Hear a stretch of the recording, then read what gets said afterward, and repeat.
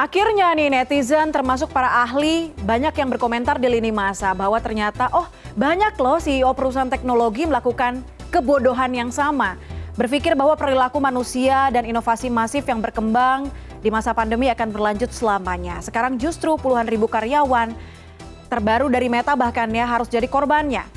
Kita bahas soal badai PHK pada perusahaan teknologi raksasa bersama dengan Heru Sutadi, Direktur Eksekutif Indonesia ICT Institute. Pak Heru, selamat malam.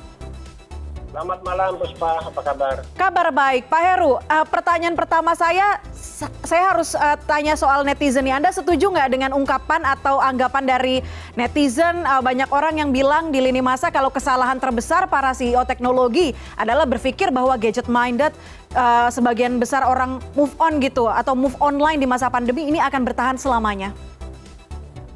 Ya memang bisa dikatakan demikian ya, bahwa netizen kan maha benar. Jadi memang ini perubahan yang cukup menarik. Di satu sisi kita mengalami bonus digital ketika kita memasuki masa pandemi gitu ya. Karena begitu banyak orang yang melakukan transformasi ke era digital, tapi memang diakui atau tidak semua layanan digital itu moncer di masa pandemi gitu ya. Jadi katakanlah e-health dia cukup bagus perannya, kemudian juga aplikasi-aplikasi conference, meeting gitu ini juga meningkat ya.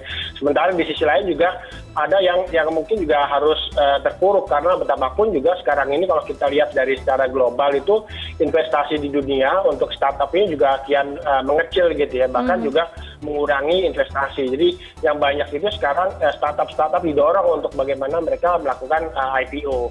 Tadinya kan fenomena pengurangan karyawan atau PHK ini kan banyak terjadi di Indonesia. Ketika ini terjadi di Meta, di Facebook yang perusahaan besar, tentu ini merupakan satu fenomena tersendiri gitu ya, bahwa kedepannya perusahaan-perusahaan yang besar segitu aja bisa melakukan PHK. Nah, kita juga di Indonesia harus antisipasi dan waspada akan perubahan dinamika masyarakat terkait dengan penggunaan aplikasi, penggunaan gadget gitu ya. Tapi kalau salah satu faktornya adalah karena adanya pengembangan terhadap metaverse yang mungkin dinilai sebagian orang masyarakat behaviornya belum siap dengan ini. Resikonya harusnya sudah diketahui oleh Facebook, tapi mungkin bisa dibagikan resiko apa sih yang memicu akhirnya ada 11.000 karyawan nih yang akhirnya harus dirumahkan? Ya kalau di satu sisi mereka mengatakan bahwa ini akibat mereka fokus ke metaverse gitu ya, mungkin bisa benar bisa enggak. Tapi kalau kita lihat memang Facebook kan lebih di depan dalam pengembangan metaverse. Tapi kan hasilnya sampai sekarang juga belum terlihat apa sih metaverse yang ingin mereka kembangkan sesungguhnya gitu. Sementara banyak perusahaan lain juga mengembangkan metaverse. Kalau kita lihat sekarang ini kan iklan di media sosial, termasuk juga mungkin di Facebook, di Instagram ini mulai mengecil kalau kita lihat ya. Walaupun di Instagram itu yang banyak mendapat iklan atau endorse-nya mungkin artis-artis atau tokoh selebgram segala macam gitu ya. Tapi bagi perusahaannya tidak begitu besar. Kemudian juga selain itu kan sekarang ini kita juga bersiap-siap untuk menghadapi krisis 2023. Walaupun kita belum tahu nih akan seberapa besar dampaknya, seberapa gelap dari 2023, tapi banyak negara-negara di Eropa, di Amerika, mereka udah mulai bersiap karena betapapun akan ada penurunan pertumbuhan ekonomi, kemudian juga penurunan dalam hal daya beli segala macam gitu, yang mungkin juga nanti akan berdampak terhadap perusahaan-perusahaan media sosial termasuk Meta gitu ya.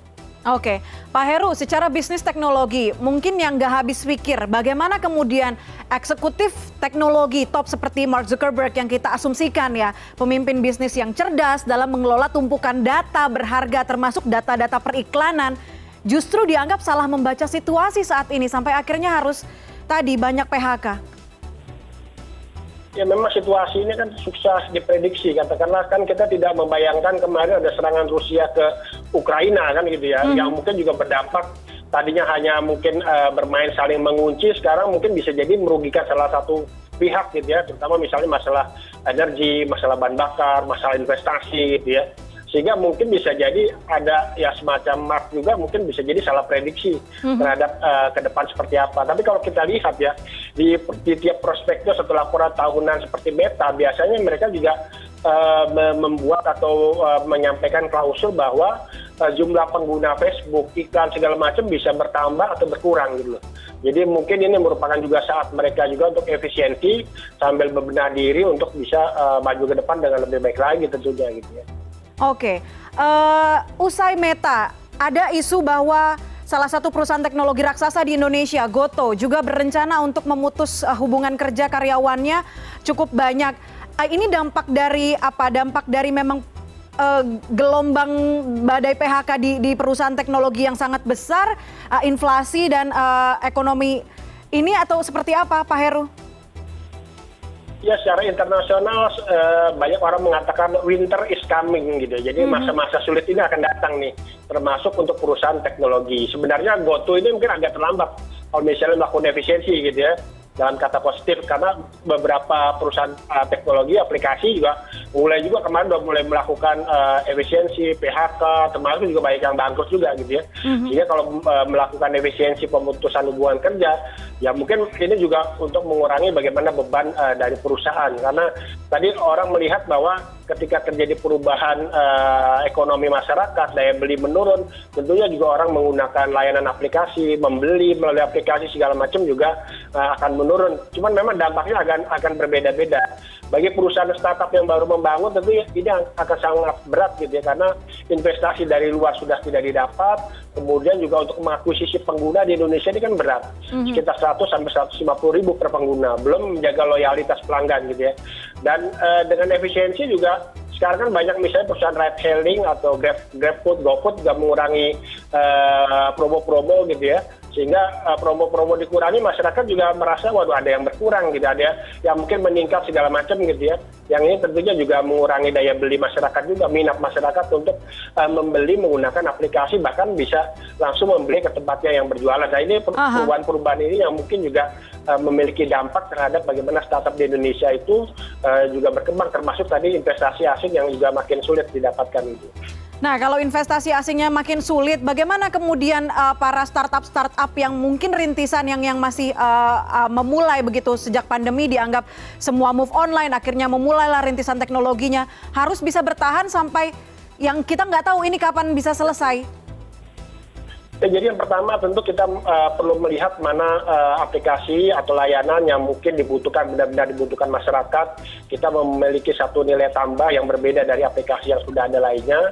Kemudian ya kita juga melakukan efisiensi nih. Kalau sebelumnya kan gaji-gaji di startup itu sangat besar, fasilitas mewah, kita bisa makan apa segala macam di perusahaan, mungkin kedepannya juga bisa jadi dikurangi gitu ya. Kemudian ketiga juga, ya tentunya kalau misalnya investasi dari luar itu berkurang, ya memang IPO atau melantai di bursa ini merupakan salah satu pilihan gitu ya. Dan ini kan banyak didorong, jadi karena banyak investasi yang mulai dikurangi, banyak perusahaan dalam negeri juga mulai melakukan IPO di bursa saham gitu, merupakan salah satu cara untuk mendapatkan ya fresh money lah, mengembangkan startup mereka gitu. Baik, setelah Twitter, Microsoft, Amazon, sekarang Meta, nanti kita lihat bagaimana perkembangan di industri atau perusahaan teknologi raksasa khususnya bisa menimbulkan kembali geliat agar ekonomi ini tetap terjaga begitu ya dalam situasi seperti ini. Pak Heru Sutadi, terima kasih banyak sudah bergabung bersama kami malam ini di CNN Indonesia Connected. Selamat malam. Selamat malam.